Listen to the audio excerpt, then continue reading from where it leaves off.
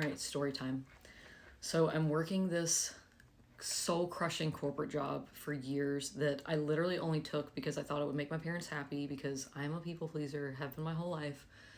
And I'm working at this job and I'm just drowning every day in work that I don't get credit for, that is just, it's just soul crushing is the only way that I can describe it. So I started working at a music venue on the weekends just to kind of honestly to save my sanity. I love live music. It's one of my favorite things in the world.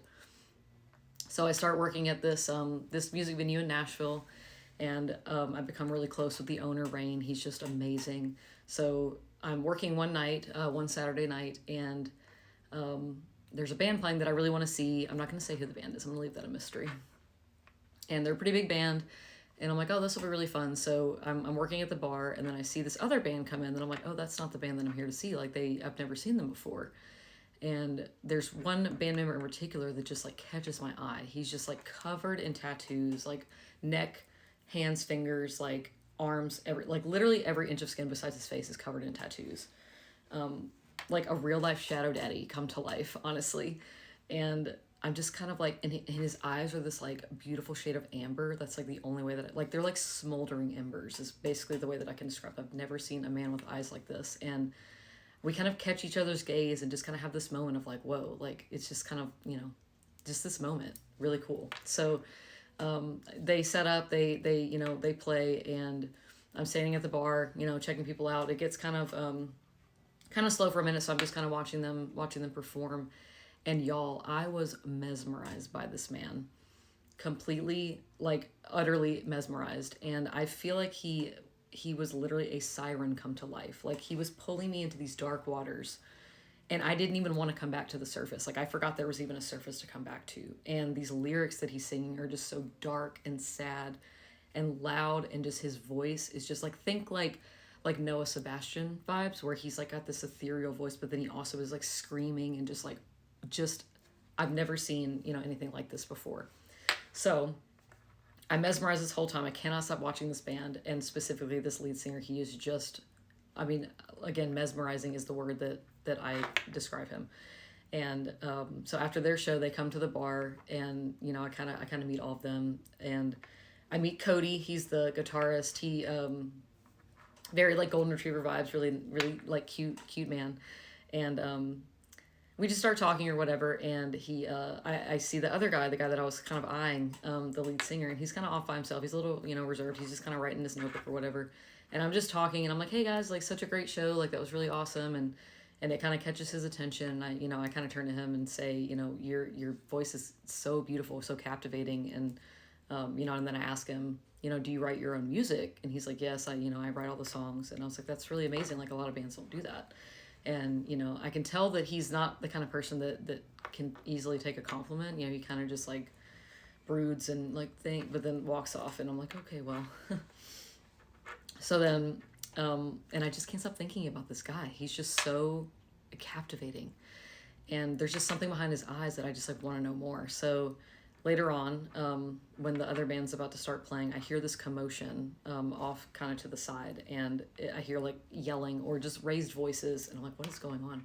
So I tell Rain I'm gonna go, check out what's happening, and I come around the corner, and Elias is the guy. At the bar, he told me his name, and he's got this dude held up by his collar, like off the ground, and this guy's not small.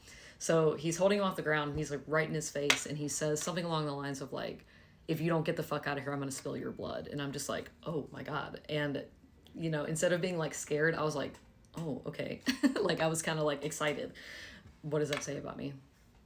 So he drops this dude to the ground, and he kind of scrambles off, and he's like, I'm fucking done. I'm done on this tour. And I find out that it was the merch guy, and he's now quit. So Cody comes up to Elias, and he's like, oh my God, like, what are we going to do? Or the band is going to kick us off this tour. Like, we were even lucky to be on this tour. And Elias is just like, fuck him, good riddance. And he walks off. So Cody comes up to me, and he's freaking out. He's got his hands in his hair, and he's just like, what are we going to do? Like, and then he looks at me, and I swear a goddamn light bulb like bings on his head. Like he has this like idea. And I'm like, what?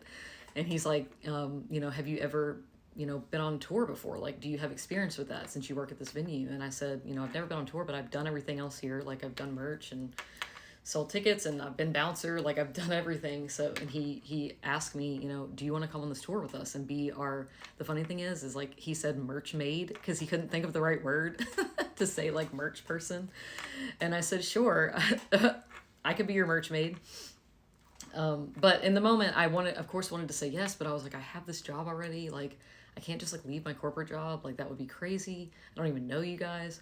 But in that moment, I just thought like, you know, opportunities like this don't come around twice. But in that moment I said, I can't say yes right now. Let me think about it and I'll get back to you. So I got his contact and, you know, whatever. So I'm rolling this over in my mind. But come to Monday, I go back to my corporate job and I'm just drowning in work. I'm just overwhelmed and it's crushing my soul.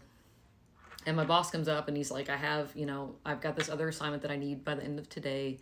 And I'm like, I'm sorry, like, I just don't have the time. I don't have the capacity. Like, can somebody else help or whatever? And he gives me this attitude of like, no, you'll figure it out. And in that moment, I just could not handle it anymore. And you know what I did? I said, no, I won't figure it out because I fucking quit.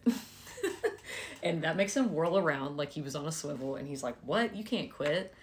And I said, yes, I can. And I just did, bitch. And I gave him one of these. I gave him a crisp middle finger right in his face. And I turned around, and I left that fucking building. And the second I got to my car, I texted Cody and I said, I'm in. I'm going on this tour with you guys. I'm going to be your merch maid. And so, yeah. And if you want to hear the rest of the story, you can pick up my book, Through the Storm, that comes out on May 15th. And it is about the frontman of an emo band that falls in love with the merch girl on their summer tour.